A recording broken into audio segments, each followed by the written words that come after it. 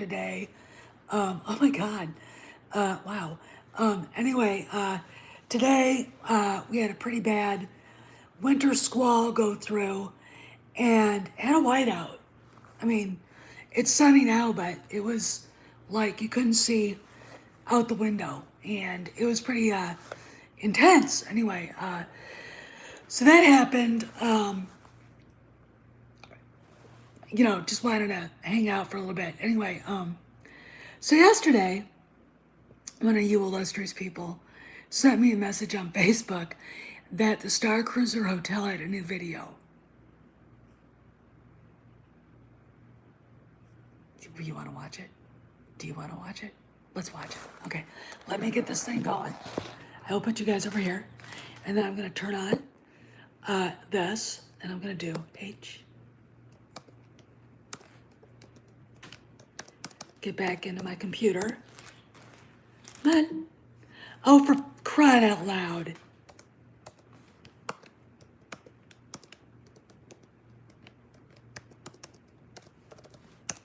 All right, so let's go to Safari, into YouTube,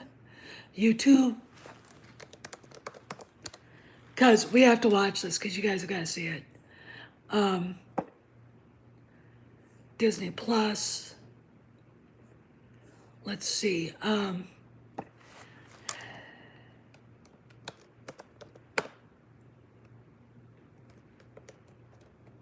Star Wars Galactic Star Cruiser. You guys got to see this to understand. All right, this is 20 hours ago. This has got to be it. 45,000 views. Here it is.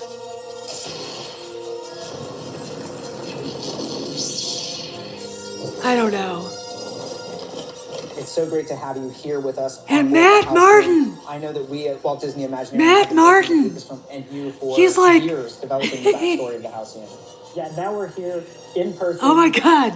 Really getting to experience what this thing we've had. Mexican Iron Man said to me he wouldn't let these two saber fight with plastic straws. They're going to encounter a Halcyon that has been recently restored to its former glory, the way it really looked in the earliest days. Okay, I gotta stop because this is just. All right, let's find. All right, there we go. I can't. I literally. Let's talk about Matt Martin. First off, where's Pablo? He'd be the one you guys would be talking to, because isn't he like that guy? So this is obviously done, I would say, in Orlando. This is supposed to replace the one that got... It's not even awful. There isn't a word to describe this. I mean, they have not done anything to fix this mess. And it is. And if you think about it, who are the people telling, Iger,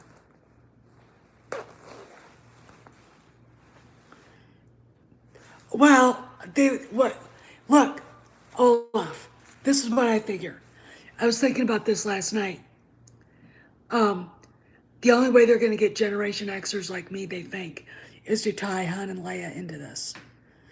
I'm like, well, first off, Han has a ship. So why would he allow himself to be ferried around like some common,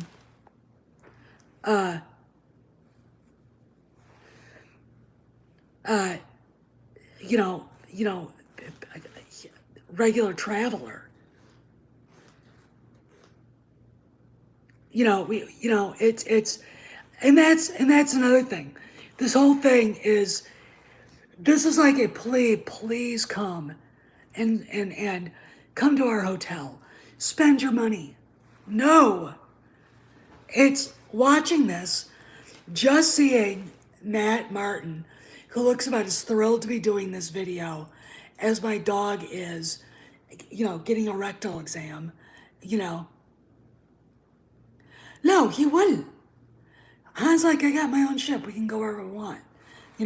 He can take her to places that, other people, regular tourist traps wouldn't go, and they can go on their own time and leave on their own time. See, that's the thing. Han would never leave himself or Leia in a position where they're depending on anybody else to get out of there. Oh, I know. I know he has. And watching him on this, he doesn't believe the shit he's saying. He doesn't. And now we've got, let's see, OT characters that aren't going to be on there. Oh, and Rebecca Barton, who does the Star Wars. Yeah, he is part of the Rewriting Ripley group. That fell apart. That always made me wonder why they suddenly stopped attacking and started keeping their mouth shut.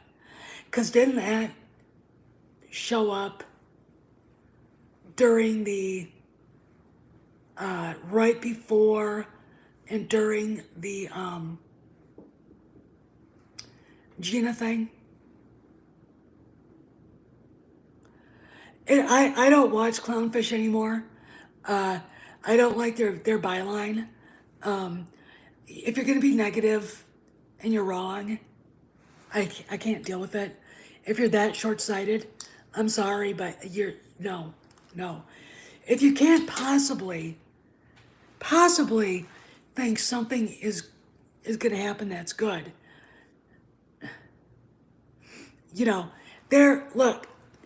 Loki's Morning of Mischief, a Mexican Iron Man, when this all first came out, I did a video on the itinerary. And I went to see it. I went to look at that itinerary. First off, if I go to a hotel to stay for the weekend, I want to do my own goddamn thing. My husband and I would want to do our own thing. Not that my husband would ever be part of this. But let's say a bunch of us got together. All right, we all got separate suites, and we all thought we'll go on a Star Wars fan immersive trip on the Halcyon together. What a stupid name. And are we gonna want to just throw our bags in our suites and then fly down to muster? What are we, in the Marine Corps?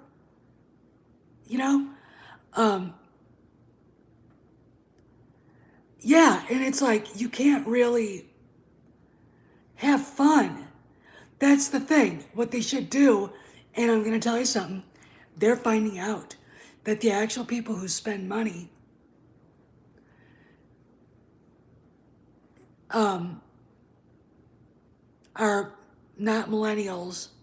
They're not Zoomers, because Zoomers don't have any money. And most millennials really don't either. I think a generation that has to rent out the places they live is pretty done. The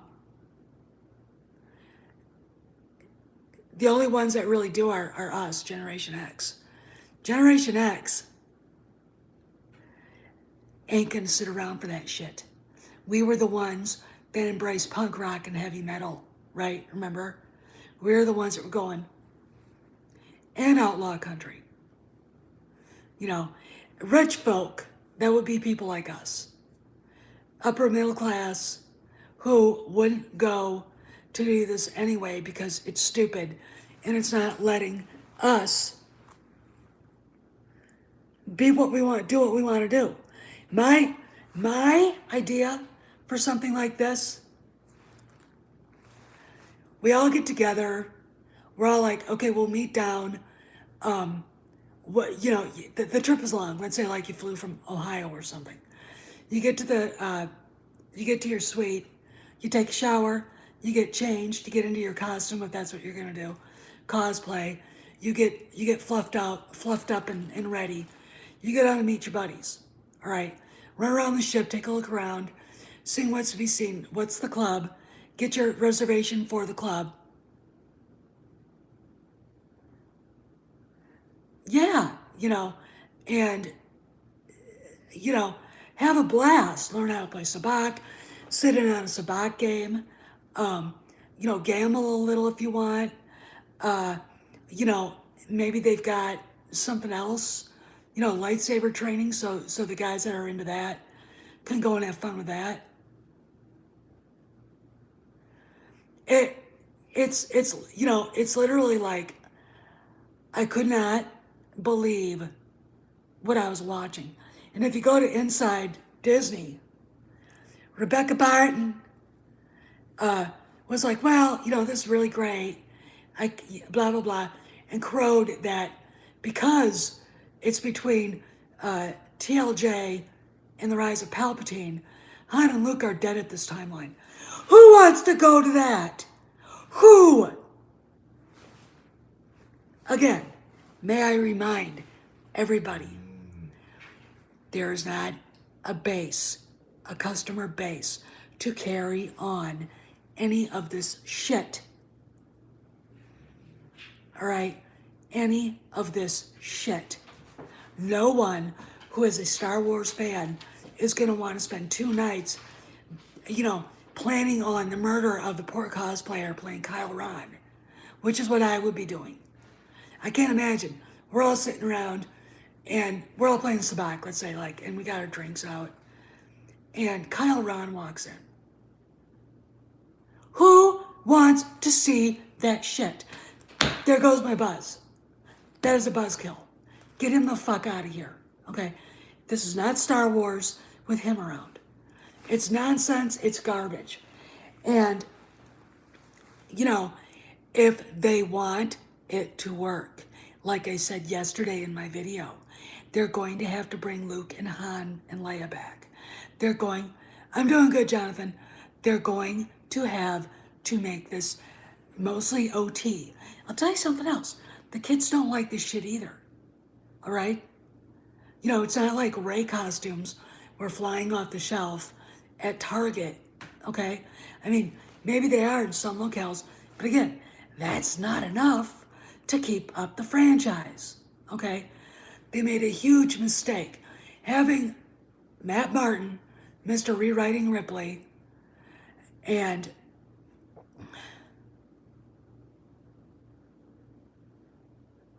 and you're right, everyone's gathered around R2. No one wants to see Rey. I'd have told her, I said, if you'd have walked back and changed your costume into Leia on Endor, people would have hung out with you. But they're not going to hang out with you like this. Okay, the kids don't like it. The parents hate it. And if you show me Kyle Ron, I'm going to punch him in the stomach. All right? It would be like going to a kill house with a maniac running around with an electric saw chasing people. That's about the fun factor, okay? I mean, I can't, no. This is just, no. Now, there's the rumor at Star Wars Direct and The Direct on Insta that they're going to make a High Republic trilogy. No, they're not. They're not. Okay. They're not. Okay, look, stop it. Stop it.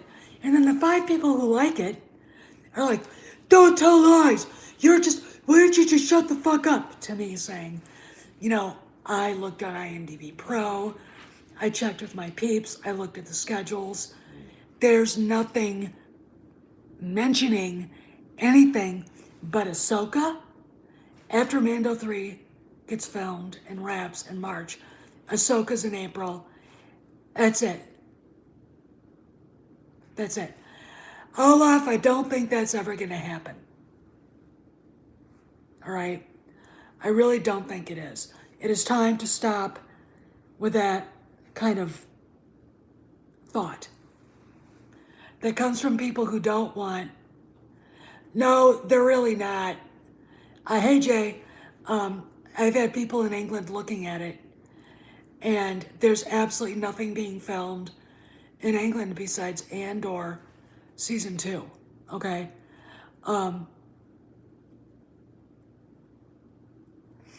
So, there's nothing secret being filmed. Okay, that's just something made up by a black pill, okay? It's Andor. I had somebody check into it. He was going to check into it more, but there's nothing Star Wars being filmed. The only thing Lucasfilm has right now at Pinewood is Andor on the volume stage and Indy 5. And Indy 5's getting ready to wrap. Okay. No, it's not The Acolyte. It doesn't even have a director. The Acolyte, I went on, you gotta start listening to what Cameron and Valiant and Mike have said. It has no director. It only has one cast member, and the only other person attached to it, besides Leslie Headroom, is the art director for The Last Jedi. That's it. That's it. So,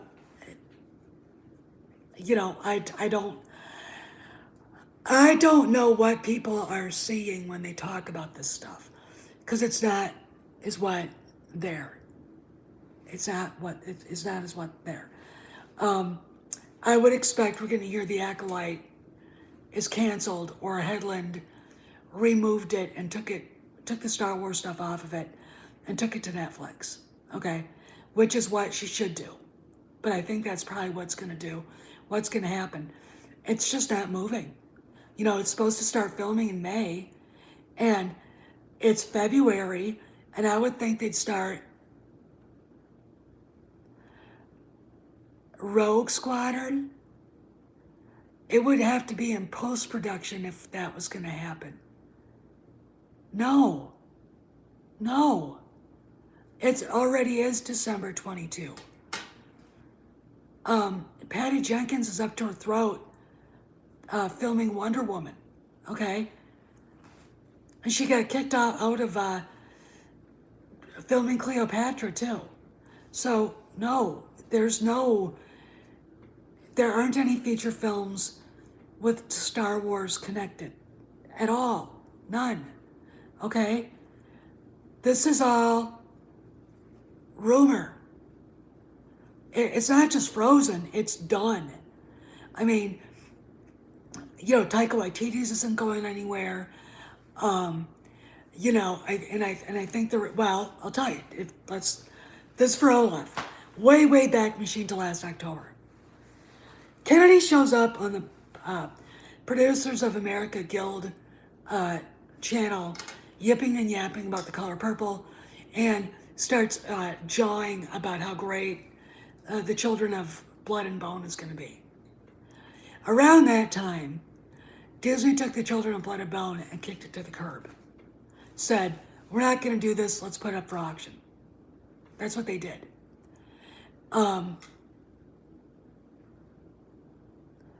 No, it's not happening, Olaf, okay? It's not happening. So please stop. I know you see multiple sources, it doesn't matter. It has been canceled, okay? They're not doing it.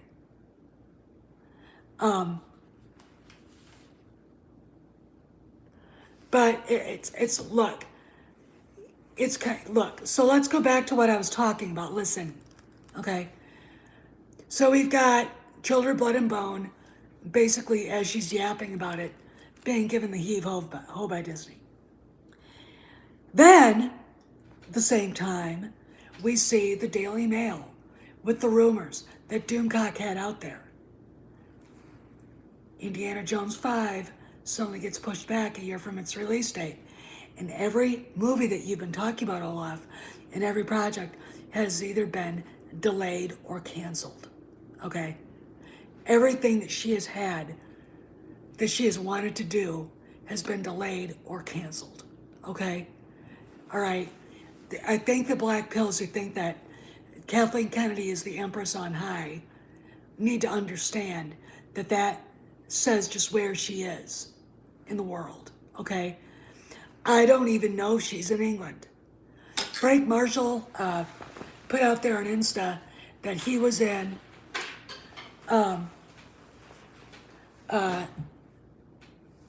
I'll address that because I'm really sick and tired of that too. That's fanboy complaints and not understanding storytelling, and I've about had it up to there with that.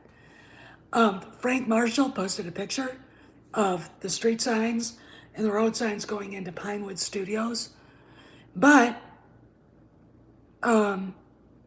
he's not showing any pictures of her. Nobody I know that has a spy network with Indy 5 has said anything about her being there. She has not said anything about anything, been a face out there since October. Okay? So let's go. Let's go and talk about the mythology of Kathy Kennedy right now. Indy 5 has been reshot, and when they wrap up principal photography, probably have more reshoots. It was supposed to come out this July. It's not coming out this July. It's coming out next July. Okay, that is a year and like 4 months away, 5 months away. Does that sound impressive? Does that sound like she's the most powerful woman in Hollywood? Okay. 2, her big project, her vanity project, The Children of Blood and Snot, was bought up by Paramount. They're doing it. Disney said, please get this out of here, and they took it away. Disney basically saying, we're only going to stick to what Lucasfilm will now just stick to what Lucasfilm does best. Star Wars, Willow, and Indiana Jones. By the way, Willow is finishing up filming, which might be the other secret project that no one talks about. All right, Willow has been filming in England too. Okay, so then we got The Acolyte. No movement. No one's talking about it. It's got an if-then contract likely with the actress who's a nobody. And the only reason why she got pulled in there is because she fits all of Leslie Headland's racist, bigoted check boxes. Okay? No director. The only one that's listed as a writer and producer is Leslie Headland. Kennedy isn't mentioned, which I don't know if that's normal or not. So I'm just putting it out there. And the art director for at least episode 1 is the art director for The Last Jedi. So we all know what this will be like. Okay, so that Rogue Squadron has likely been canceled. Taika Waititi's movie is not happening. There are no, and have been no, feature films for Star Wars really in production, even in pre-production, since 2017. All right, and that was The Rise of Skywalker. Okay, the only movie Lucasfilm has out right now is Indy 5.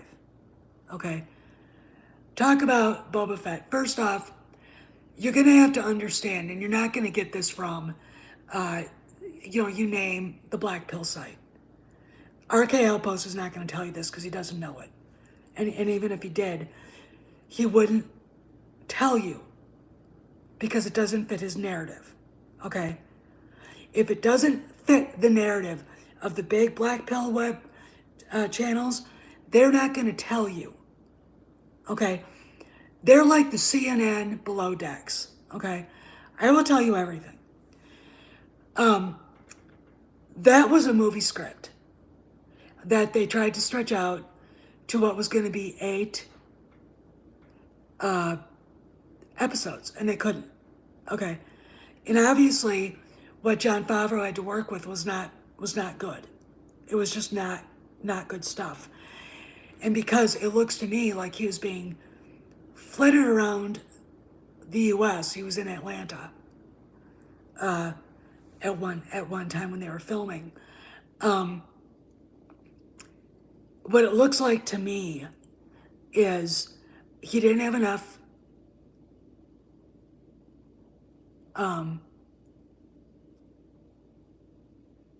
he didn't have enough time to actually rewrite the script, repurpose the script like the Kenobi thing. And what we got wasn't bad. he made it into a decent story. It's just with him not being there and Filoni being Filoni, it wasn't great. Okay, I'm not gonna sit there and crap all over the biker kids. I think they were probably the weakest part. I'm sorry, but those bikes did not fit. Yeah, he did. You're right. Those bikes did not fit on Tatooine. Tatooine is a backwater place where used things show up. If you want to know what a Tatooine speeder bike might look like, take a look at Cobb Vance. He looked like to me like he was using the engines for Anakin's pod racer, didn't it? Now, they probably weren't the engines for Anakin's pod racer, but still, that was a callback. Okay? The bikes themselves should have looked used, old, like slapped together. I mean, if you look at Luke's speeder wasn't a shiny brand new thing. That was a hot rod he put together. Okay? And then you gotta look at the kids.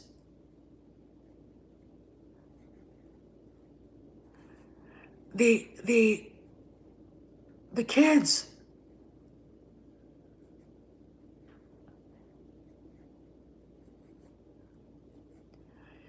it was a movie, and I'll talk about that.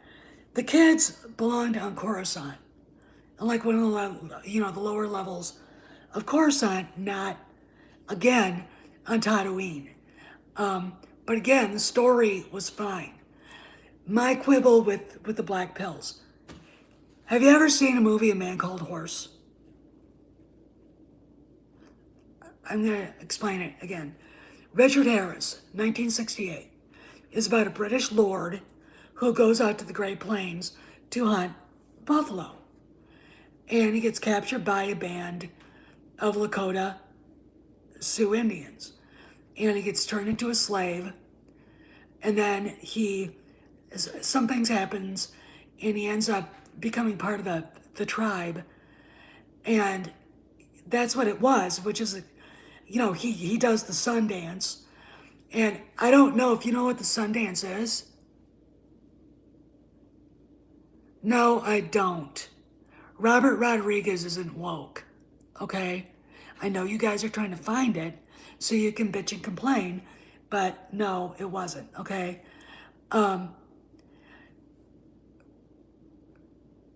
So I'll explain for my foreign subscribers. The sun dance was a thing that the Sioux would put on on the longest day of the year.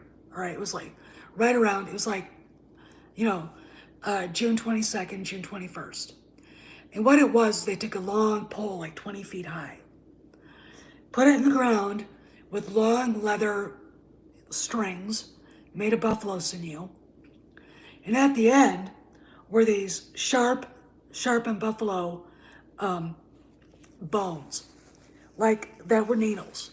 The women would use buffalo needles to sew hides and skins, and these were big and thick, okay? And during the Sundance, you'd have young women, virginal women, slice off bits of their skin and blood to offer to the sun god. The warriors, and there were two levels. There were longer pieces of string that would come down, and the warriors would put it through the skin up here and lean back and try to have a vision. The bravest, though, the one that could take the most pain, would have himself hoisted up by this and hang there till he fell off, till this was torn off. Richard Harris's character actually did that part, okay? And what they would do is they would have a vision. In fact, before the Battle of the Little Bighorn, Sitting Bull, who was older then and didn't go to that extreme, actually, oh, they also would do this. They take the buffalo bits of rope, string, and have those bone needles stuck through the skin of their backs and have buffalo skulls hanging off their backs and dance. Okay? Kind of, yeah, I would say it would probably, I'd never want to see that again. Anyway, I don't think Sitting Bull went that far. But he danced until he passed out in the sun all day long, and his vision was of hundreds of blue uniformed soldiers falling into the camp and hitting on the camp, and basically they were basically a sacrifice. And what Sitting Bull was told by the god, we'll say Wakantanka, was you are allowed to kill the soldiers. Do not disturb their bodies. Do not steal anything. Well, guess what? Because that'll bring bad fortune. So guess what they did? They killed the soldiers. What they did to the corpses, let's put it this way. Liddy Custer was never told what her husband's body really looked like. Okay, that's how bad it was. Because one of the Native American Plains Indian traditions was to mutilate the corpses beyond recognition and to cut the private parts and put them in their mouths. Okay? All right? And I've seen pictures. I mean, there are pictures of soldiers that were captured by other tribes, and there was a very similar traditions going through the Plains tribes. The Comanche were worse. The Comanche actually would eat the hearts of their enemy. There's one chief named, they called him Spotted Leopard, but because there aren't any leopards in North America, we'll call him Chief Jaguar, who actually would do that. And I was like, these were not nice people, okay? But they stole the soldiers' guns, the uniforms, they mutilated the bodies. If they caught them alive, they tortured them to death. They stole the horses. There were rumors that Custer's chestnut thoroughbred was seen being ridden by one of the braves. You know, and if you think about what Sitting Bull told them to do, and they did the opposite, there's kind of a spiritual like karma going on here. But yeah, the sun dance is a very powerful thing. And when I watched the Vision Quest that Fett had going to the tree, there are many different ways to go on a Vision Quest. Go out by yourself with just a skein of water, and you know, you're hungry, you're not eating anything. You pass out, you have this vision, you come back and you tell what the vision is. Okay, that's one of them. You know, smoking peyote. My oldest brother used to do that with the Navajo and the Hopi. You know, the sun dance. Okay. So that vision that he had, kind of like that. Okay.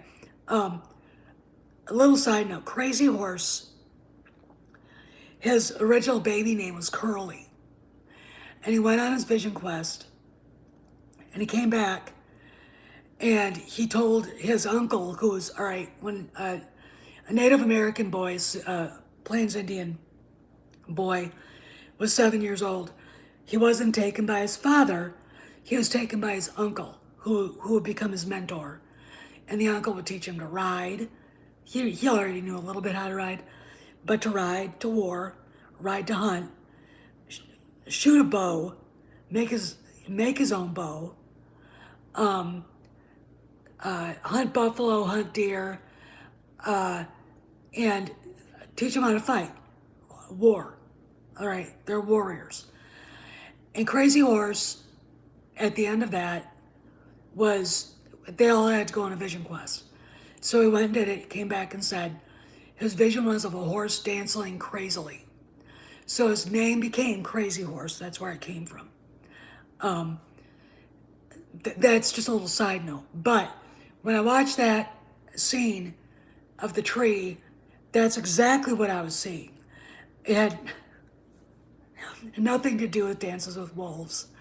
Dances with Wolves is literally one of the most historically inaccurate movies I've ever seen in my life. Okay. The idea that the Sioux Indians would not be familiar with white men at that time in the 1860s is ludicrous. Let me explain something. Sitting Bull, Crazy Horse, American Horse, Red Cloud. I can name a dozen other chiefs. Were very familiar with Wasichu, which is the word for white man in Lakota. And when I watched that movie, I was like, I had a long talk with my Native American history professor, and a Chippewa chief who was in the class with us, just brushing up on his own history. And he and I had a lot of long talks. I had a lot of long talks with the Lakota Ogallala Sioux poet named Charlene Blue Horse too, about spirituality and hunting and things like that.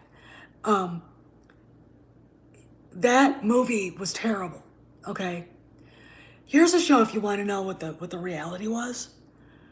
Watch Bury My Heart at Wounded Knee.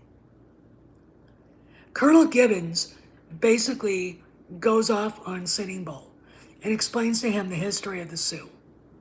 Okay, and I look at it this way. Everybody was caught in the middle.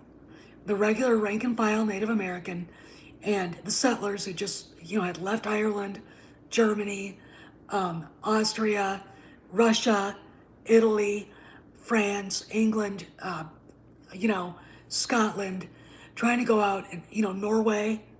They didn't have a chance to own their own farms there. There was no opportunity. They came to the United States. They were caught in the middle, okay? They were just as put upon as the Native Americans were. There was a better way to do this, and neither side on leadership would understand that. And people on both sides suffered, and a lot of really bad feelings were created because of bad leadership on both sides, okay? And the Native Americans suffered because they ended up being chattels of the government. And we all know what happens when that happens, okay? All right, we all know what happens when that happens. It's very interesting to me if you watch Bury My Heart at Wounded Knee, because Melissa Matheson wrote the teleplay, Harrison Ford's wife, okay? And she left nothing back. I have mucho respect for her doing that, okay? Because you've got, Sitting Bull saying, leave. And Colonel Gibbons going, yeah, but 50 years ago, the Black Hills belonged to the Shoshone, and you kicked them out. And the Crow, you kicked them out. All right? Basically saying your history is full of blood and violence. There's nothing wrong with saying that. That's the honest to God truth.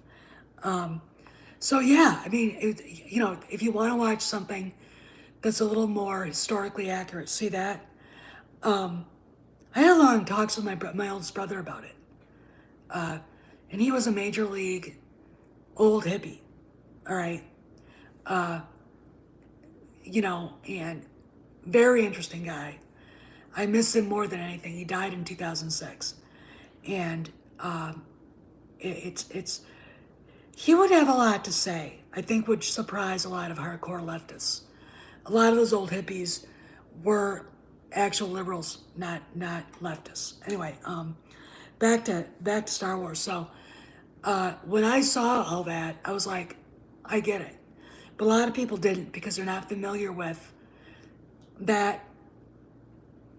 A man called Horse, which is where that all came from, and the Heart of Darkness, which Apocalypse Now is based on, and other things, you know, and it's too bad that is like that, because I think a lot of people would really get a lot more out of the Book of Boba Fett if they actually had seen A Man Called Horse and was familiar with a lot of that stuff.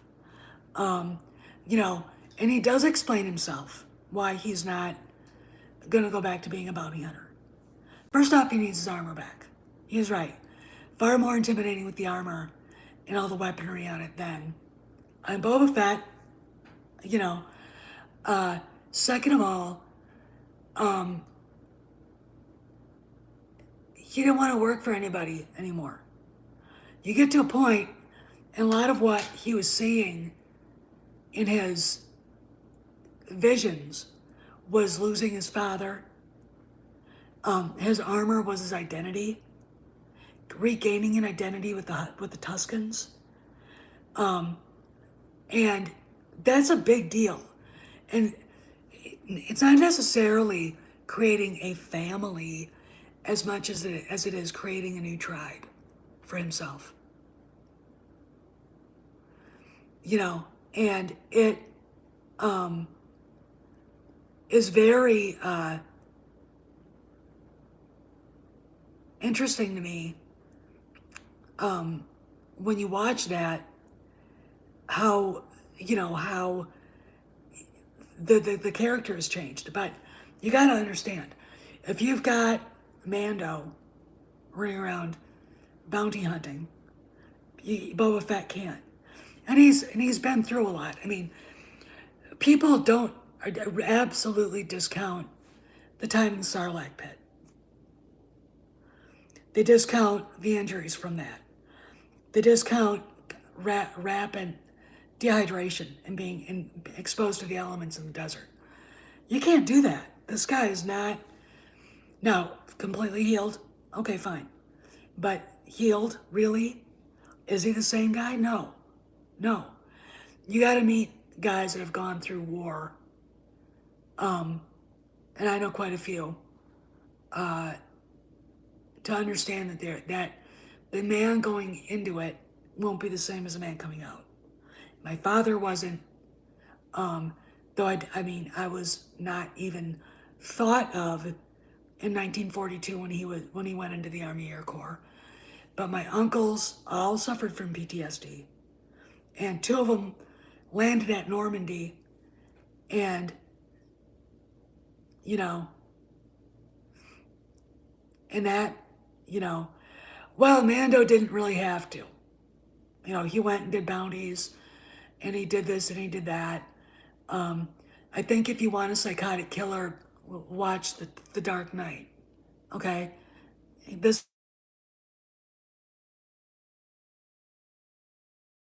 we have a fandom that doesn't understand Star Wars either. Okay, and they don't understand storytelling. They don't understand a lot of what I gotta see that. I want to see that. We used to have a Malinois, German Shepherd cross. Nut. That dog was crazy, just crazy. Would have been a good working dog, not a good family pet. Not. My advice, if you see that movie and think, I want a Malinois. No, you don't want a Malinois. You really, really don't. If you want a shepherd that bad, get a Shiloh. They're bigger, they're just as smart, but they have a heart of gold, and they will be a good pet to you. They'll be a good friend. But a Malinois, unless you ride its ass constantly, they never get tired. They can be aggressive towards the owner, and they're destructive as hell. That bastard ate a carpet. He ate a carpet. All right, I was like, but anyway, storytelling, Fett has to change. Okay, one of my biggest complaints about the Force Awakens, which is like the gateway to hell. Stop talking about TLJ being so bad. The Force Awakens was the reason why, and that never should have been made. you can't take Han Solo and digress his character. Okay? You can't take Leia, demote her, and digress her character, which is exactly what they did. It is not good storytelling. It's lazy, shiftless bullshit storytelling. Okay? And this is where the crap started. Okay? This is where it started. All right? And the reason why I like the book of Boba Fett is because Boba Fett has changed. He can't go back to who he was. He's seen too much. You gotta remember, he was at the Tuscans for years. Okay? When you see him with Fennec Shand, after they get the Slave One, they go off to chase Mando so he can get his armor back. Okay? That's what they did. Well, yeah, and that was bullshit. That's a bullshit tactic. And the reason why is because they wanted to feature their characters, and I think part of the reason why is because they didn't want to pay George Lucas 25%. All right? Because Bob Iger is a greedy motherfucking son of a bitch. Okay? And Alan Horn is a fucking moron. And Kathy Kennedy didn't stand up for him. Didn't stand up for George at all. But we're not talking about that anymore. We're talking about Boba Fett, so I can teach people why they're wrong. Okay? So when you see that first Slave One, they go to Tython, get the armor, and then come back. Okay? They and go on the adventure with Din Djarin, and then come back. See, it's not a straight line. All right? Okay? You're saying everything that Fett went through before, in the 5 years before he discovers Cobb Vanth has his armor, and then Cobb Vanth gave the armor to Mando. Okay? Then they go on an adventure to help Mando get the kid back. They go back to Tatooine to settle to start up business. All right. That's when you see what's his face, Bib Fortuna, sitting there, and Boba dead. Okay, that's the present of the story until the very end. Okay, so we're still, the Mando timeline is still, it's about where Heir to the Empire would start. Which, when we get to Ahsoka, it's probably going to be, you got the Mando timeline, you got Boba Fett coming in and out of it, you'll have Ahsoka going in and out of it too. And they're all running parallel. All right? So it's the stuff that Ahsoka's doing that runs parallel with something in the present Din Djarin is doing. Okay? And we got, so, that's storytelling. Again, I had a problem with it being mediocre, but I understand why. Doomcock explained it, and then he forgot it. Now he suddenly remembered it, thank God. And, I didn't have a problem with it, all right? I thought the part with Amy Sedaris and the Neil Twi'lek, the Major Domo, it's going to be hilarious. I think it'll be fine. I really, really do. And I really, if you don't give them a chance, I can't help you. I don't know what you want. Okay. They did fine with Mandalorian. So, they'll do fine with Kenobi. Because, basically, those scripts were all rewritten. They discovered that the scripts were way too much like Mando. I have a hard time with people like that. You're a Star Wars fan, but you don't give anybody a chance. 3 episodes? Are you letting other people make up your mind here? Don't listen to anybody. Don't even listen to me. All right? This is my problem with the bigger YouTubers.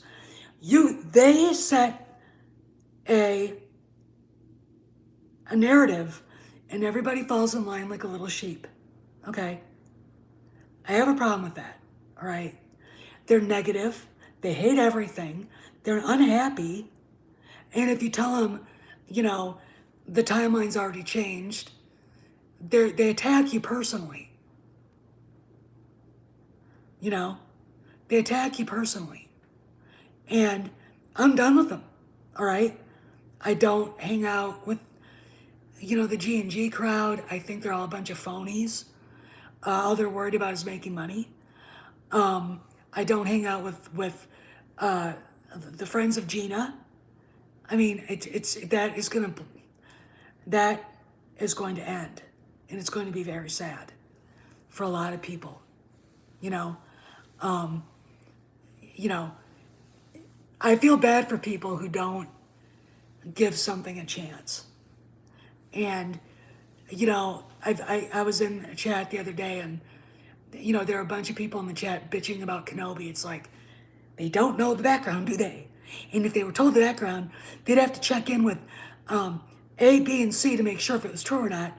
And A, B, and C are going to lie. Or they're not going to know it at all. And if they did know it, they wouldn't tell their subscribers because they don't want their narrative to be broken because of money. Money, money, money. And they're terrified. The moment Kathy Kennedy's gone, and I think, I'm looking at the tea leaves, I'm looking at what I see in the marketing. I'm looking at what I see in the, and I gotta go in like 5 minutes. I'm looking and to see what I see in the,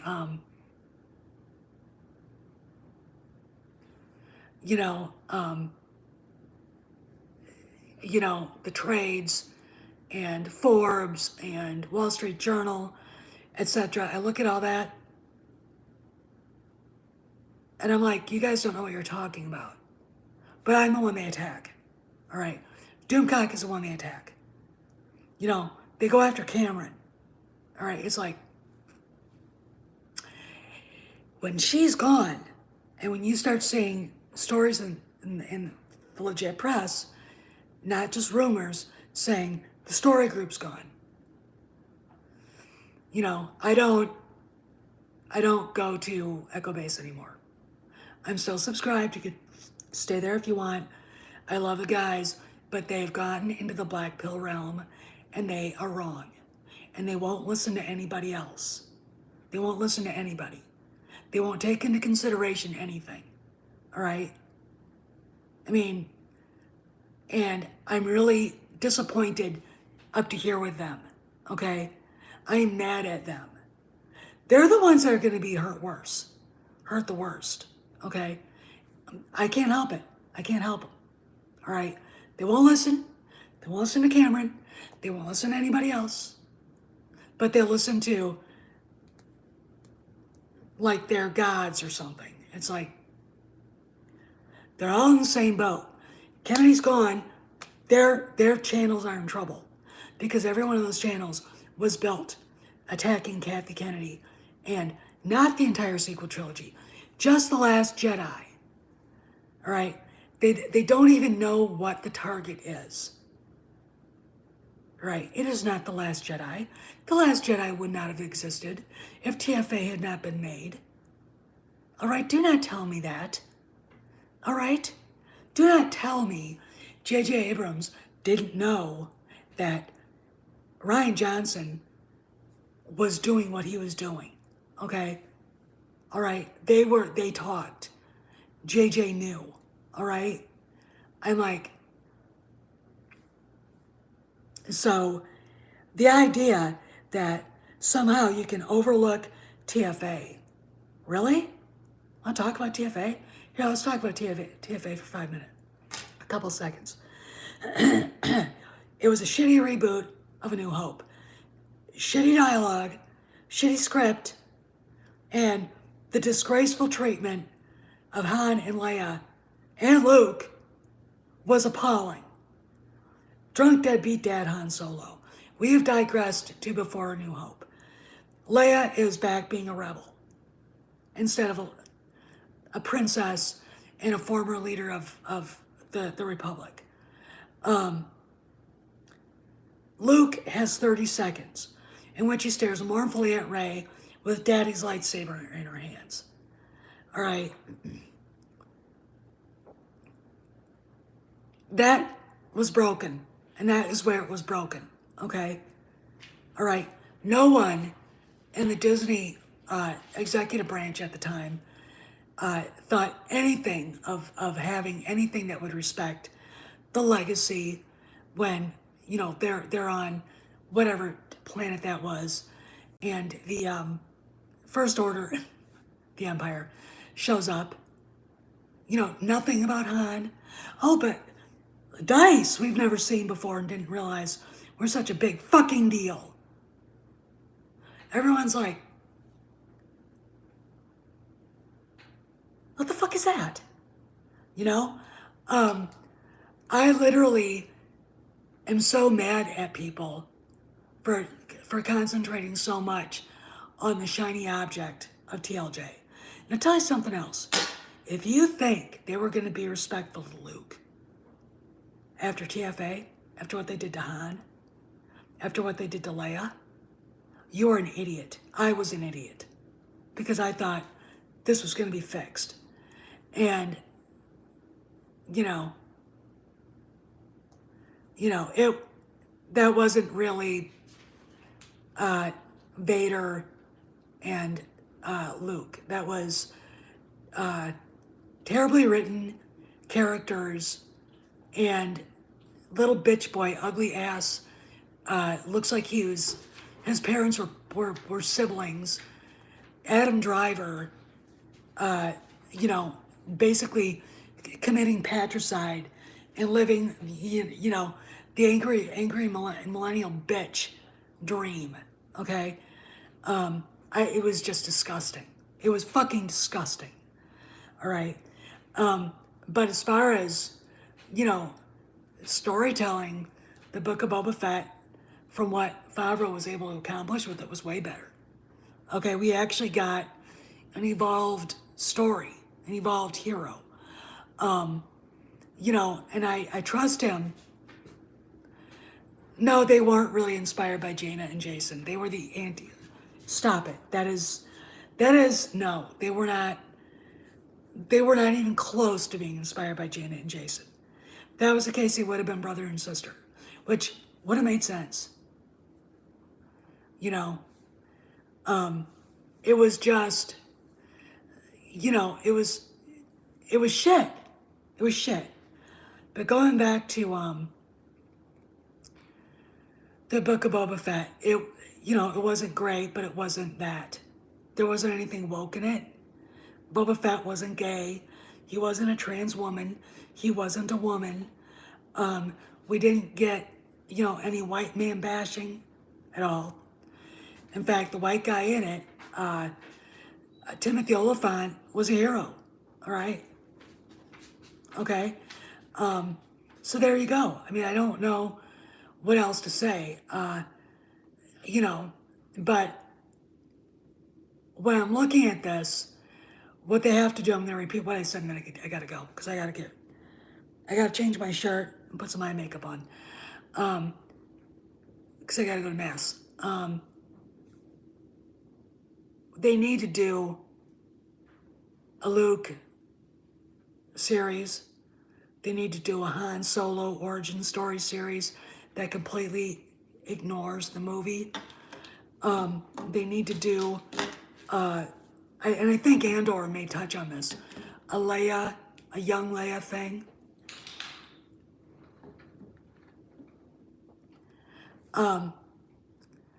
Because when Luke showed up in Boba Fett, the ratings went wild. All right. In fact, the Book of Boba Fett show, the finale, 32% higher than the finale for season 2, episode 16 of Mando. That is food for thought, and they may have to suck up their guts and do it. Well, I really wish you'd open up your mind a little bit more. Because first off, the sequel trilogy is obviously being ignored. They don't have to remake it. It won't cost any money. They're not going to go in there and remake it. That's whoever fucking started that is a moron. And I like to punch them in the mouth. They're going to bypass it. They're going to bypass it. Didn't happen. You know? And fine by me. All right? But it's too close. I mean, Rise of Shitwalker came out in 2019. So we're still only about 2.5 years away from it. And I'm going to tell you something about millennials. Oh, well then, you must be really fun to party with, Olaf. Everyone's having a good time, and you say something negative to bring everybody down. Okay? What do you want? They're not going to tell you they're doing it. It's too close to it. Then that's not Star Wars. Okay? They're retconning the fucking sequel trilogy. I see it. Okay? They have to. There's no money in it. It's financially a dead end. Okay? It's a dead end. I don't know how to explain that to you. Okay? But you don't listen either. Again, stop being negative and start looking at the finances. Why would they go to that? All right? Do you want to have a Star Wars universe where it ends with that fucking shit? Do you? No! And Jon Favreau doesn't want that either. Okay? And neither does Disney. And Grogu is the way out of it. Grogu. And hey, again, do a show with Luke. Give Luke a show. Give Han a show. Have Leia show up in Andor. Do one about the creation of the Rebel Alliance. And there you go, you've got it. Anyway, I gotta go. Because I gotta put makeup on and I'm already gonna be late. And I gotta let the dog out. He's laying right here. They're not gonna blow another $10 billion they already have. And they haven't made their money back. They haven't even made $2 billion on Star Wars. Okay? They haven't. So, and I think what you're seeing is the last gasp of the story group. Anyway, I gotta go. But that video, go in there if they've got the comments on it. Just let Matt Martin have it. He's such a weasel. And where was Pablo? I thought he was the big guy in the story group. Anyway, I'll see you guys around the galaxy.